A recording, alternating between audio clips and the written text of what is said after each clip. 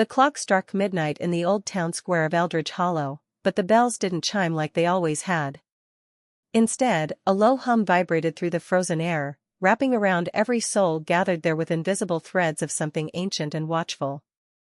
Snow fell not in gentle flakes but in perfect spirals, each one catching the moonlight in a way that made shadows dance where no shadows should be. Emily Harper clutched her coat tighter, her breath forming clouds that lingered too long, as if the year itself refused to let go of the old one. This New Year's Eve was different. Whispers had spread through the town for weeks, the veiled eclipse, the missing children from the ridge last winter, and now the stranger who arrived at dusk carrying a pocket watch that ticked backward. No one knew his name, only that he stood at the edge of the crowd in a long black coat, his eyes reflecting the fireworks that hadn't yet exploded. Emily had come alone, her family scattered by arguments and old grudges, seeking something, anything, to mark the turning of the page. But as the final seconds counted down on the ancient town clock, the hands froze at 11:59. Time stretched like taffy. People laughed nervously at first, then fell silent as the hum grew louder, seeping into their bones.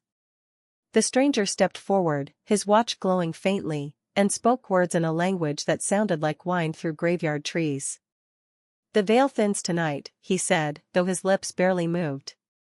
"Choose what crosses over." Emily felt a pull, a magnetic tug toward the center of the square where the old fountain had frozen solid into a mirror of black ice. Reflections stared back not as they were but as they could be, versions of herself in futures unchosen, some smiling with children she never had, others hollow-eyed and alone in endless winters. The crowd began to murmur, some backing away, others drawn in like moths. Old Mr. Whitaker, the town historian, clutched his cane and muttered about the Eldridge curse, the one his grandfather spoke of only in hushed tones after too much whiskey. Every 100 years, on a new year when the stars aligned just so, the town didn't simply celebrate, it remembered. It opened doors to what was lost, what was hidden, what hungered for return. The first change came softly. The snow stopped spiraling and began to fall upward, defying gravity in lazy defiance. Children pointed and laughed, but their parents' faces paled. Emily's phone died in her pocket despite being fully charged, and when she looked around, faces she knew blurred at the edges, as if the world was a painting left in the rain. A woman nearby screamed as her deceased husband's voice whispered her name from the shadows between buildings. He had died 3 years ago in a car crash on the icy roads leading out of town. Now he stood there, translucent but reaching out, his smile the same crooked one she remembered from their wedding day. "Come home," he said. Others saw lost parents, forgotten friends, even pets long buried now padding through the snow with glowing eyes. Emily backed away, heart pounding, but the stranger was suddenly beside her. Up close, he smelled of ozone and old books. "You feel it too," he said quietly. "The pull of what you left behind. Your sister, wasn't it? The one who vanished on New Year's Eve 20 years ago." Emily froze. No one in town spoke of Lila anymore. The official story was she ran away to the city, but Emily knew better. She had been 10, Lila 16, arguing by the frozen lake about who would light the fireworks. Lila had walked onto the ice, laughing, daring Emily to follow. Then the crack, the plunge, the silence that followed as searchers found nothing but a single glove. "How do you know that?" Emily whispered. The stranger's watch ticked louder. "Because I was there. Not as I am now. The years fold here tonight. Mysteries unravel if you let them." The town square transformed. Buildings that stood for centuries shimmered, revealing older versions beneath, wooden structures from the founding in 1787, when Eldridge Hollow was settled by families fleeing something unnamed in the old country. Lanterns appeared where electric lights had been, and the air grew thick with the scent of wood smoke and mulled wine from feasts long past. People began changing too. Mrs. Caldwell, the baker who lost her sight to diabetes, suddenly pointed at colors she hadn't seen in decades. A young man who had been paralyzed from a hunting accident rose from his wheelchair, legs steady for the first time in years. But not all changes were kind. Shadows lengthened unnaturally, coalescing into figures that whispered secrets no one wanted heard, affairs, thefts, lies that had festered for generations. Emily pushed through the crowd toward the fountain, drawn by an invisible string. The black ice mirror showed Lila clearly now, not as a child but as she might be today, mid-30s, with the same defiant eyes, standing in a place that looked like the town but twisted, buildings leaning at wrong angles and the sky a perpetual twilight. The reflection mouthed. Find me. Before the clock resets. The stranger appeared again. The new year is a threshold. Most years it passes unnoticed, but this one the stars are right, the old bloodlines aligned. Your family founded this town, Emily Harper. Your blood holds the key to closing or opening the veil wider. Choose, step through and bring her back, or let the lost stay lost and the town return to normal by dawn. Chaos bloomed around them. Some townsfolk embraced their returned loved ones, only for the apparitions to grow solid, hungry, pulling the living into embraces that drained color from faces. Others fled, but the roads out of town looped back to the square no matter which direction they drove. Cars stalled, phones showed only static, and the hum became a chorus of voices from every New Year past. Emily saw flashes, pioneers dancing around bonfires in 1800, soldiers returning from wars that history barely remembered, lovers kissing as the ball dropped in times when the town had electricity but the curse lingered in the soil. She ran toward the old library at the edge of the square, the stranger following like a shadow. Inside, dust motes danced in moonlight filtering through cracked windows. Books flew from shelves on their own, pages flipping to reveal maps of the town overlaid with glowing ley lines and symbols that hurt to look at directly. The founder, Elias Harper, made a pact, the stranger explained, his voice echoing. In 1723, before the town had its name, he lost his wife and daughter to a blizzard on New Year's. Desperate, he called on forces older than Christianity, promising that every century the town would offer a bridge for the dead to return if they so wished. But the bridge demands balance. One returned means one taken. Your sister was the offering 20 years ago. Now the cycle peaks again. Emily's fingers traced a family tree in an ancient ledger. Her name was there, connected by red ink to Lila, and further back to Elias. A cold wind blew through the library though all windows were shut. Pages turned to a ritual, blood from the bloodline, spoken words under the frozen clock, a choice made before the first light of the new year. Outside, screams mixed with laughter. The returned dead weren't all benevolent. Some carried grudges from beyond, settling old scores with living descendants. Mr. Whitaker was dragged into an alley by figures in colonial dress, his screams cut short. The baker's returned husband held her too tightly, her skin paling as life transferred. Emily made her decision.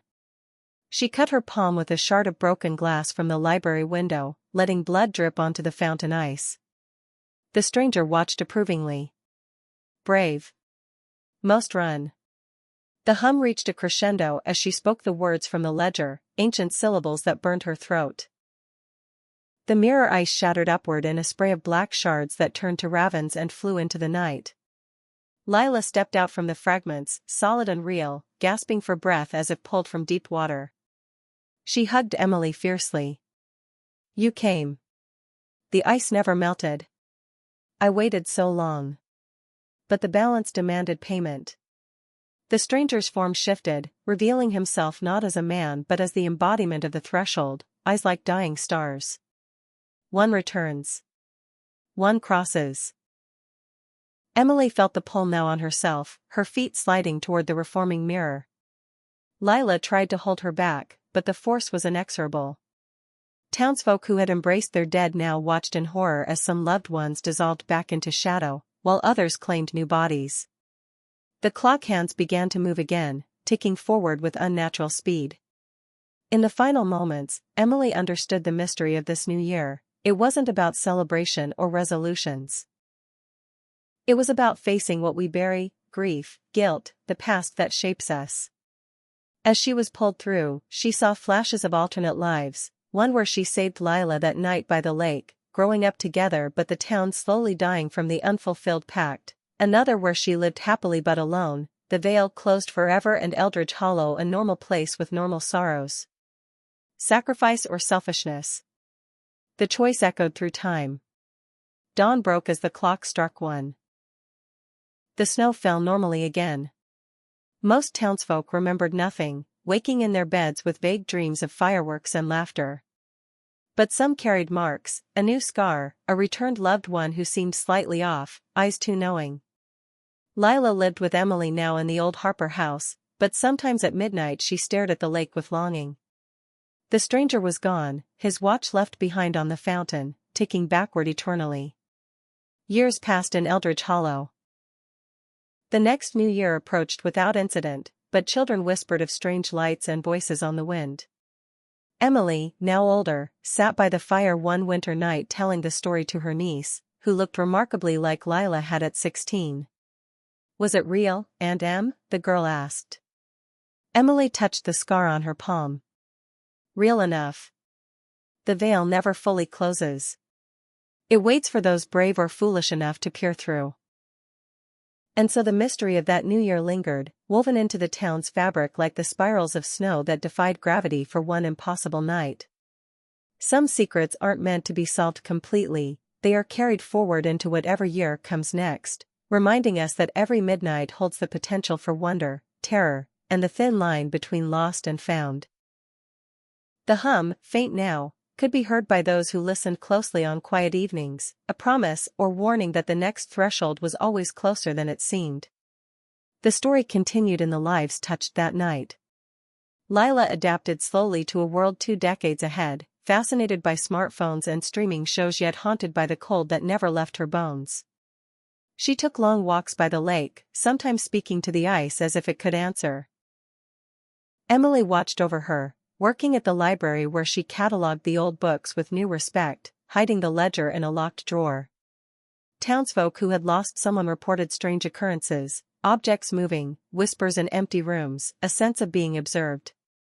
The stranger's watch was placed in the town museum under glass, labeled unknown artifact, circa 19th century, but at night the glass frosted over and the ticking echoed through the halls.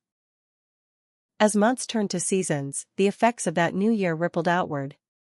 Birth rates spiked in Eldridge Hollow, as if the returned energy demanded new life to balance the old. Crops grew unnaturally bountiful that summer, but with a strange metallic taste that some found addictive. Animals behaved oddly, dogs barking at nothing, cats gathering on rooftops to stare at the stars. Scientists from the university came to study what they called a localized geomagnetic anomaly, but left puzzled when instruments failed near the square. Emily's nights were filled with dreams of the other side, a mirror world where time flowed differently, where the dead built cities of ice and memory, waiting for bridges to open. In those dreams, the stranger appeared not as a threat but as a guardian, explaining that every culture had its version of this night. Hogmanay in Scotland with its first footing rituals, the Japanese ringing bells 108 times to dispel human desires, the ancient Romans closing doors to Janus, god of thresholds. Eldridge Hollow's version was rawer, tied to the land and the blood that soaked it centuries ago. One crisp autumn evening, Lila confided in Emily. "I wasn't alone there. There were others. Children who vanished over the years, not just me. They play in eternal snow, but they miss the sun. The pact allows passage both ways, but crossing back changes you." She showed Emily a mark on her wrist, a spiral like the snowflakes that night, glowing faintly under moonlight. "It calls sometimes. I resist, but what if others don't? What if the next new year someone opens it wider?" The town council met in secret, discussing whether to demolish the fountain or build a wall around the square. Old feuds resurfaced as accusations flew about who had embraced the wrong returned souls. A farmer claimed his deceased father now worked the fields at night, leaving perfect rows but draining the well dry. A teacher saw her long-lost brother sitting in the back of her classroom, taking notes with a pen that wrote in blood-red ink. Winter returned, and with it the approach of another new year. Emily prepared this time, studying the ledger, gathering items mentioned in the ritual. dried herbs from the ridge, a silver coin from Elias Harper's grave, candles made from beeswax harvested under a full moon.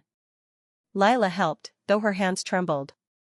The stranger's watch was stolen from the museum the week before Christmas, leaving only a note in elegant script: "Time waits for no one, but sometimes it circles back." On December 31st, the town braced. Fireworks were cancelled, gatherings moved indoors. But the hum began at dusk anyway, softer but insistent. Emily and Lila stood in the square as snow started its familiar spiral. This time, fewer apparitions appeared, but the ones that did were stronger, more insistent. A child long missing stepped forward, reaching for his parents who had aged decades in grief. The choice loomed again, but Emily had learned. She spoke new words, binding rather than opening, using her blood to seal rather than summon. The clock moved freely this year, striking midnight with clear, joyful chimes. The snow fell normally. The returned faded gently, leaving gifts of closure, memories shared, forgiveness exchanged in whispers. Lila's spiral mark dimmed but never vanished completely. The town breathed easier, though changed forever. Mysteries remained, as all true mysteries do, layered beneath the surface of ordinary days. Emily wrote the full account in a new journal, pages filling with details of that first impossible night and its echoes. She left it for future generations, a warning and a map for when the alignment came again in another century. For now, the new year in Eldridge Hollow was celebrated with cautious hope, lanterns lit not just for light but to guide lost souls home without claiming the living. The stranger was seen once more at the edge of town as spring approached, tipping his hat before vanishing into the mist, his backward watch perhaps finding a new pocket in another place where veils thinned. Life resumed its rhythm, but with an undercurrent of magic for those attuned. Children born after that night sometimes spoke of invisible friends or drew spirals in the frost on windows. Elders told stories by firesides, blending fact and legend until no one could separate them. Emily and Lila grew close again, bridging the 20-year gap with shared meals, laughter, and quiet understanding of what had been sacrificed and gained. The mysterious new year had not ended with dawn.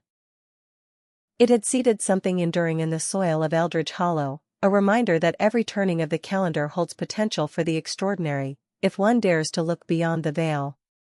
And in the quiet hours, when the wind carried hints of that ancient hum, the town slept a little lighter, knowing the threshold was watched, the balance precarious, and the next story always waiting to unfold when the clock approached midnight once more. The end of one tale marked the beginning of countless others in the lives forever altered by that single, enigmatic night when the years folded and the lost found their way, or didn't, depending on the choices made in the space between heartbeats. Emily closed her journal, looking out at the lake where ice formed patterns resembling doorways, and smiled. The new year, whatever it brought, would be met with open eyes.